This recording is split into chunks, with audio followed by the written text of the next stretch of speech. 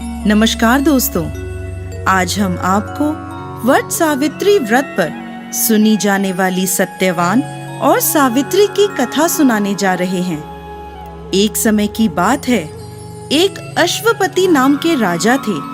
उनकी कोई संतान नहीं थी। राजा ने संतान प्राप्ति के लिए अनेकों यज्ञ किए, जिसके फलस्वरूप उन्हें एक तेजस्वी कन्या की प्राप्ति हुई।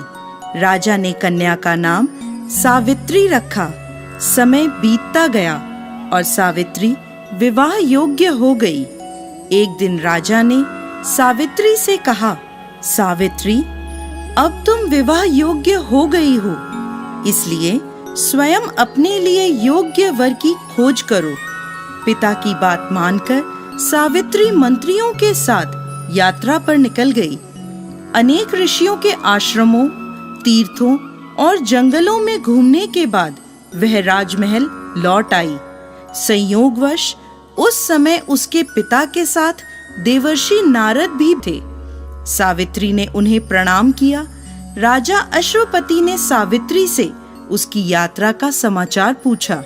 सावित्री बोली, पिताजी, तपोवन में अपने माता पिता के साथ निवास कर रहे सत्यवान मेरे लिए योग्य हैं। मैंने मन से उन्हें अपना पति चुना है। सावित्री की बात सुनकर देवर्षि नारद चौंक उठे और बोले, राजन, सावित्री ने तो बहुत बड़ी भूल कर दी है। यह सुन अश्वपति चिंतित हो गए और बोले, हे देवर्षि, सत्यवान में ऐसा कौन सा अवगुण है? इस पर नारद जी ने कहा, राजन, सत्यवान के पिता शत्रुओं के द्वारा राज्य से वंचित कर दिए गए हैं। वह वन में तपस्वी जीवन व्यतीत कर रहे हैं और अपनी दृष्टि खो चुके हैं। राजन, सबसे बड़ी कमी यह है कि सत्यवान अल्पायु है। 12 वर्ष की आयु में से अब उसके पास केवल 1 वर्ष की आयु शेष रह गई है। नारद जी की बात सुनकर अश्वपति ने सावित्री को समझाया कि वह किसी दूसरे उत्तम गुणों वाले पुरुष को अपने पति के रूप में चुन ले। सावित्री बोली, पिताजी, नारी अपने जीवन में केवल एक ही पति का वर्ण करती है। अब चाहे जो भी हो, मैं किसी दूसरे को अपने पति के रूप में स्वीकार नहीं कर सकती। पुत्री की हट के आगे पिता विवश हो गए और सावित्री का सत्यवान के साथ पूरे विधि विधान से विवाह करा दिया गया। विवाह के पश्चात सावित्री अपने पति और सास ससुर के साथ वन में रहने लगी। जैसे जैसे समय बीतता जा रहा था, सावित्री के मन का भय बढ़ता जा रहा था। नारद जी के कहे अनुसार जब उसके पति की आयु मात्र 4 दिन बची, तब सावित्री ने 3 दिन पहले से व्रत रखना प्रारंभ कर दिया। अंततः वह दिन भी आ पहुंचा जब सत्यवान की मृत्यु निश्चित थी। चौथे दिन जब सत्यवान लकड़ियां लेने वन को जाने लगा, तब सावित्री बोली, हे नाथ, मैं भी आपके साथ वन को चलूंगी। सत्यवान के मना करने पर भी वह सास ससुर की आज्ञा लेकर अपने पति के साथ वन को चली गई। वन में सत्यवान ने जैसे ही पेड़ से लकड़ी काटना शुरू करा, उसके सर में असहनीय पीड़ा होने लगी और वह पेड़ से उतर गया। सावित्री समझ गई कि उसके पति का अंत समय निकट है, अतः उसने अपने पति का सर अपनी गोद में रख लिया। लेटने पर सत्यवान अचेत हो गया।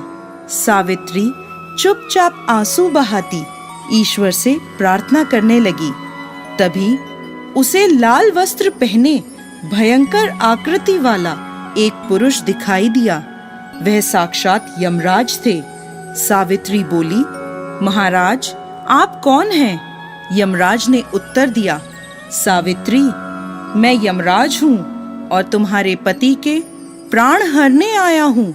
सावित्री बोली, प्रभु, सांसारिक प्राणियों को लेने तो आपके दूत आते हैं, क्या कारण है कि आज आपको स्वयं आना पड़ा? यमराज ने उत्तर दिया, सावित्री, सत्यवान धर्मात्मा तथा गुणों का सागर है। मेरे दूत इन्हें ले जाने के योग्य नहीं हैं, इसलिए मुझे स्वयं आना पड़ा। ऐसा कहकर यमराज ने सत्यवान के शरीर से प्राणों को निकाला और उसे लेकर वह दक्षिण दिशा की ओर यमलोक को जाने लगे। सावित्री भी उनके पीछे पीछे चल दी। सावित्री को अपने पीछे आता देख यमराज बोले, सावित्री, तुम मेरे पीछे कहाँ आ रही हो? सावित्री बोली, मेरे पति जहाँ जाएंगे मैं भी वहीं जाऊंगी, यही मेरा धर्म है। यमराज के बहुत समझाने पर भी सावित्री नहीं मानी। उसके पतिव्रता धर्म की निष्ठा को देखकर यमराज बोले, तुम अपने पति के बदले कोई भी वरदान मांग लो। सावित्री ने अपने दृष्टिहीन सास ससुर की आंखें मांगी और यमराज ने तथास्तु कहा और आगे चले। फिर से सावित्री उनके पीछे पीछे चल दी। तब यमराज ने सावित्री से कहा, एक और वर मांग लो। तब सावित्री ने अपने सास ससुर के राज्य को वर के रूप में मांग लिया और यमराज ने तथास्तु कहा और आगे चल दिए। सावित्री फिर भी यमराज के पीछे चलने लगी। अब यमराज बोले, चलो और एक वर मांग लो। तब सावित्री ने अपने पिता के लिए 100 पुत्रों का वरदान मांगा। यमराज ने तथास्तु कहकर सावित्री को वापस लौटने को कहा, लेकिन सावित्री नहीं मानी और फिर उनके पीछे चल दी। अब यमराज बोले, सावित्री, तुम मुझसे अपने पति के प्राणों के अलावा कोई भी वरदान मांग लो। तब सावित्री ने वर मांगा कि उसके सत्यवान से 100 पुत्र प्राप्त हों। इस बार भी यमराज तथास्तु कहकर आगे बढ़ने लगे, परंतु सावित्री फिर उनके पीछे चल दी। अब यमराज बोले, मैंने तुम्हें सभी मनवांछित वर दे दिए, अब तुम लौट जाओ। तब सावित्री बोली, महाराज, आपने मुझे सत्यवान से 100 यशस्वी पुत्रों का वरदान दिया है और सत्यवान के बिना पुत्र कैसे संभव होगा? ऐसा कहकर सावित्री ने यमराज को उलझन में डाल दिया। तब यमराज बोले, सावित्री, मैं तुम्हारी पतिव्रता धर्म से प्रसन्न होकर सत्यवान के प्राण छोड़ रहा हूँ और साथ साथ तुम्हें आशीर्वाद देता हूँ कि तुम्हारी यह कहानी युगों युगों तक सुनाई जाएगी। यह कहकर यमराज ने सत्यवान के प्राण छोड़ दिए और यमलोक को लौट गए। तब सत्यवान और सावित्री अपनी कुटिया में पहुँचे। वहाँ उनके माता पिता की आंखों की दृष्टि भी लौट आई थी और उन्हें अपना खोया हुआ राज्य पुनः मिल गया था। दोस्तों, यह थी वट सावित्री की व्रत कथा। यह व्रत करने और कथा सुनने से विवाहित स्त्रियों के जीवन के सभी दुख दूर होते हैं और उनके पति को लंबी आयु मिलती है।